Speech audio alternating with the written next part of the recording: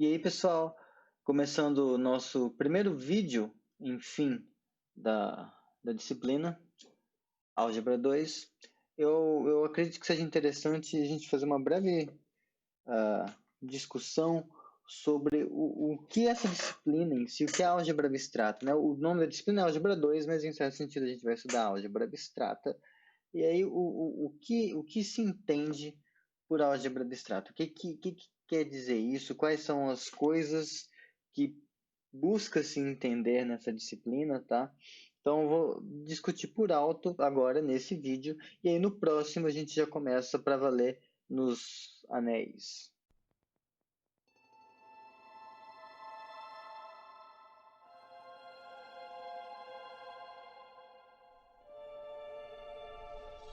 Bom, então, álgebra abstrata, como o nome diz aqui, né?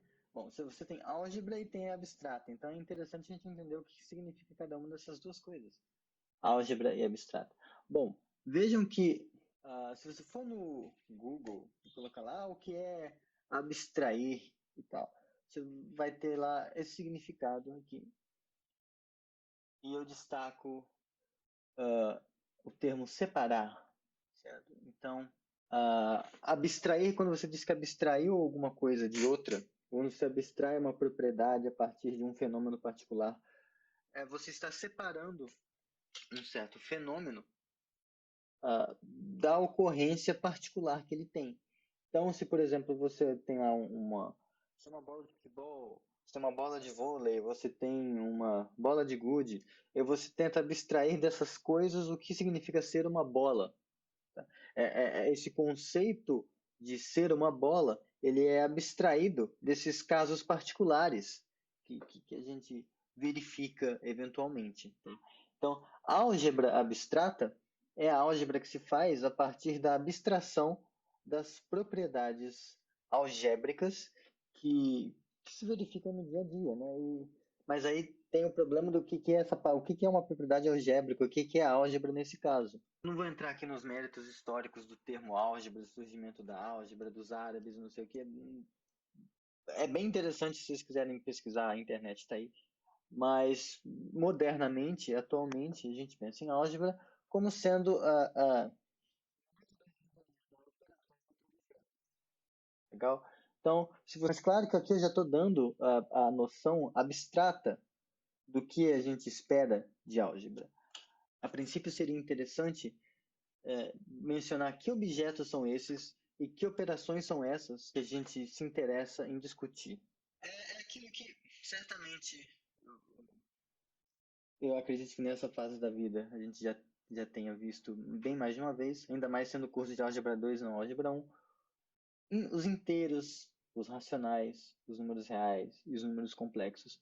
Em todos esses caras aqui, a gente sabe, a gente consegue dizer o que é pegar um carinha que mora aqui, outro carinha que mora aqui, e a gente consegue usar esses dois carinhas para montar um novo. Pode, seja somando, seja multiplicando, a gente sabe fazer isso. Então, esse processo de você pegar dois elementos que estão no mesmo conjunto, no mesmo ambiente, e usá-los para montar um terceiro, seja pela soma, seja pela subtração, seja pela multiplicação. Isso é o que a gente entende como operação binária. E a gente sabe fazer esse tipo de coisa não só com esses conjuntos numéricos. A gente sabe fazer com polinômios que a gente aprendeu na escola. Pega dois polinômios e soma eles, multiplica eles, etc. Num curso de álgebra linear que vocês porventura já tenham feito, vocês devem ter visto que você tem lá uma coisa tipo assim, uma matriz, e você tem outra matriz. Você pode somar essa matriz com essa, somando entrada a entrada, por exemplo. Você também pode fazer a multiplicação da matriz por outra, fazendo aquele joguinho de linha, coluna, linha, coluna. Se você fez um curso de cálculo, você deve ter visto que se você tem uma função f de x e uma função g de x, ambas funções definidas nos números reais e aquelas coisas todas, você consegue fazer funções novas. Você consegue somar, montar uma função soma, montar uma função subtração, subtraindo termo a termo, consegue fazer uma outra função multiplicando essas duas funções, tá? Então, são várias coisas diferentes que apresentam o mesmo tipo de padrão, em certo sentido. Que padrão é esse? Você tem um conjunto X, digamos aqui. Esse conjunto X, ele vem de fábrica com duas operações, naquele sentido que eu falei, uma operação de soma e uma outra de multiplicação, onde essas operações elas apresentam esses padrões aqui, elas têm essas propriedades. A adição, ela é comutativa. Tá? Isso significa você dizer que a ordem com que você efetua as operações é irrelevante. Todas elas apresentam também essa condição de associatividade, que significa que você pode iterar essas operações de maneiras diferentes e você vai obter o mesmo resultado. Significa que essas duas coisas são iguais. Tá? É o que acontece com números reais, com matrizes, soma de funções. Tá? Então aqui esse x, eu coloquei esse x aqui porque ele está representando qualquer um desses caras que a gente tinha colocado aqui. A adição tem elemento neutro. Um elemento neutro é um elemento que quando você opera com qualquer outro, ele não muda nada, certo? Então satisfaz essa relação aqui. Tá legal? E você tem E além disso, todo elemento do seu conjunto em questão, atrelado a ele, existe um inverso que a gente chama de inverso aditivo, que é um cara que quando você soma com esse inverso aditivo, dá um elemento neutro, tá? Esse aqui, pessoal, para quem prefere, esse y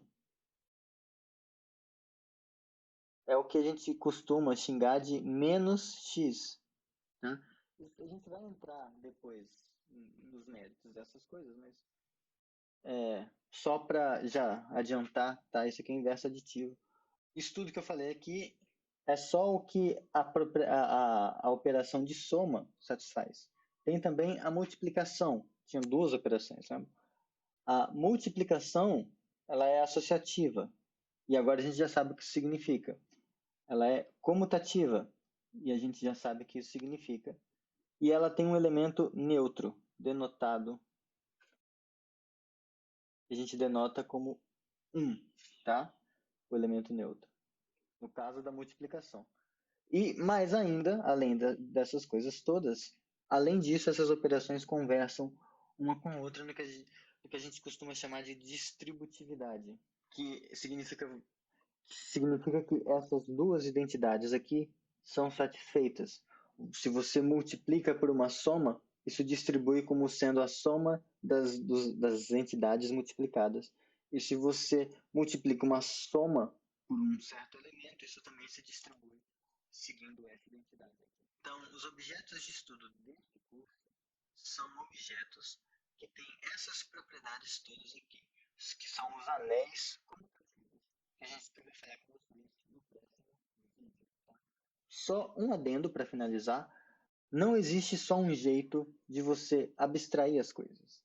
Então, por exemplo, se a gente considera a estrutura algébrica, o objeto algébrico, que seja o nome que vocês quiserem, que tem só uma operação e satisfaz essas coisas aqui,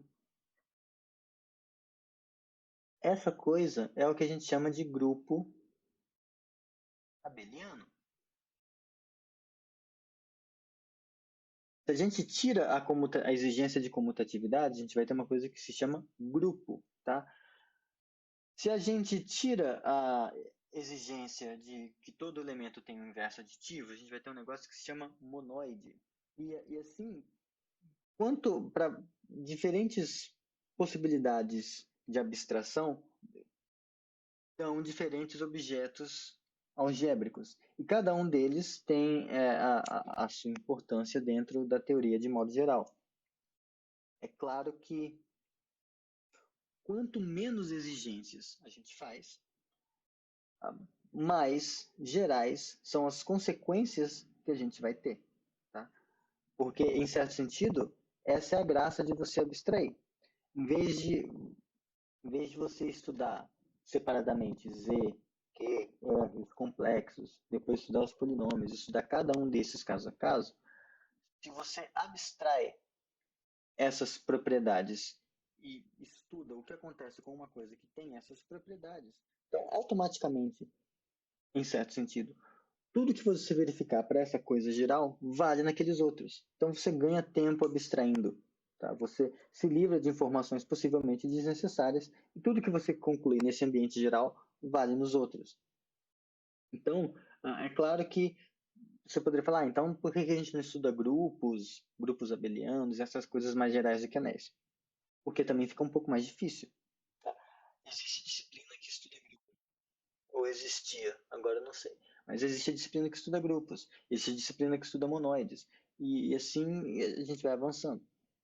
Nessa disciplina a gente vai estudar os anéis comutativos, tá? No próximo vídeo a gente vai discutir um pouco mais sobre o que são esses anéis e ver algumas propriedades elementares. Tchau, tchau.